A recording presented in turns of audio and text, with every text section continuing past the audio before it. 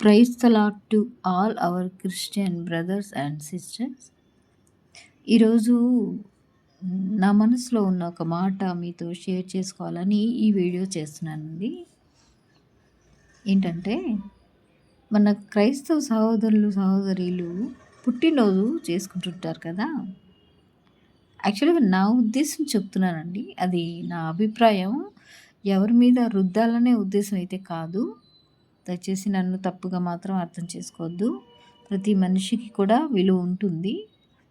Just నా అభిప్రాయం నేను చెప్తున్నాను. ఎందుకంటే దేవుడిని మనం ఖచ్చితంగా సేవించాలనే ఉద్దేశం. అంతకు మించి వేరే ఉద్దేశం ఏం కాదండి.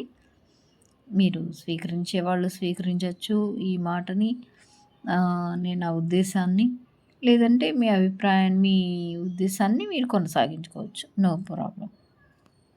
ఏంటంటే, పుట్టినరోజు అంటే నా ఉద్దేశం ఏంటంటే, జస్ట్ లైక్ ఒక విగ్రహారాధన అని నేను అనుకుంటాను. ఎలాగంటే చెప్పమంటారా?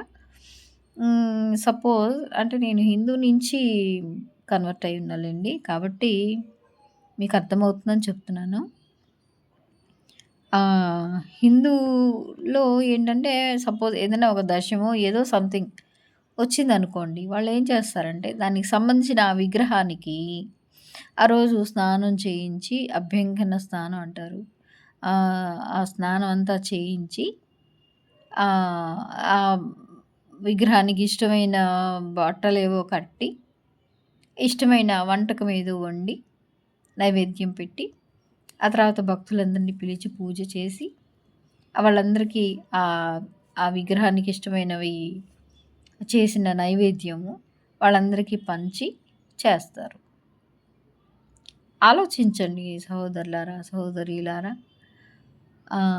మన పుట్టినరోజు కూడా మనం అలాగే చేసుకుంటాం కదా!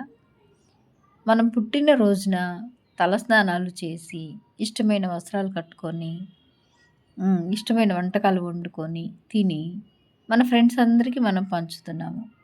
దేవుడు మనల్ని మంటితో తయారు చేసినప్పుడు జస్ట్ లైక్ ఒక విగ్రహం దేవునిగా కొలిచే వాళ్ళ వలె మనం ఒక దేవునిగా భావించుకొని, మనం పుట్టినరోజు చేసుకోవచ్చంటారా?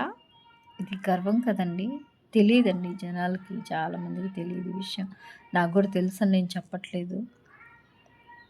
ఒకరోజు ప్రార్థనలో ప్రభా మరి పుట్టినరోజు చేసుకోకూడదు అంటారు కదా కొంతమంది. ఏంటి ప్రభా ఈ విషయం మీరు బయలుపరచండి నాకు. నేను ఎలాగో చేసుకోను. ఎందుకు చేసుకోకూడదు అంటారో? మీరు కూడా చేసుకోలేదు కదా!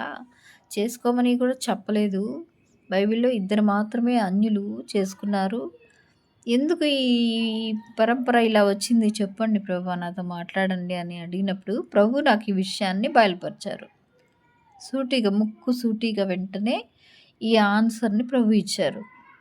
సో, ప్రభు ఇచ్చిన ఆన్సర్ కాబట్టి నేను యాక్సెప్ట్ చేస్తున్నాను. మిమ్మల్ని కూడా నేను తప్పుగా భావించట్లేదండి. అది మీ నిర్ణయం. ప్రభు చెప్పిన మాట ప్రకారంగా మీరు ఇక ముందు పుట్టినరోజులు ఎప్పుడు చేసుకోకుండా, ఆ రోజు ప్రభు మన శరీరానికి అన్ని సంవత్సరాల ఆయుష్ ఇచ్చి క్షేమంగా ఉంచి, మనల్ని పోషించి, సమస్తమును మనల్ని పాలించిన దేవునికి కృతజ్ఞతలు చెల్లించి, ఇంకా మీకు ఇష్టమైతే ఒక పూట ఉపవాసం ఉండి మీ ఓపికను బట్టి కృతజ్ఞతతో ప్రార్థన చేయండి. ఉపవాసం ఉండి కృతజ్ఞతతో ప్రార్థన చేయండి. అంతవరకు క్షేమంగా కాపాడారు కాబట్టి. క్షమించమని అడగండి. అన్ని సంవత్సరాలు దేవుడు మనల్ని తన దీర్ఘశాంతము చేత మనం ఏ తప్పులు చేసినా కానీ ఆయన క్షమించి కాపాడుతూ వస్తున్నారు కాబట్టి, ఆ దోషములు బట్టి క్షమించమని అడగండి. ఇక ముందు ఆ తప్పిదములు మనలో రాకుండా ఉండేటట్లు ఆయన తన అధికారమునకు మన ప్రవర్తనని అప్పగించుకొనండి. అది మంచిది. ఇంకా మీకు వీలైతే గుర్తుగా అంటే మీ సాటిస్ఫాక్షన్‌గా మీ కెపాసిటీని బట్టి కొద్దిమంది ఎవరికైనా భోజనము మీ కెపాసిటీని బట్టి మీరు అది పబ్లిక్‌గా ఉండకూడదు. ఫోటోలు తీసి అలాగ ఉండకూడదు. అది దేవునికి చెల్లదు. మీ ఫలితం మీరు పొందుకున్నారని అలా ఉండకూడదని నేను చెప్తున్నాను.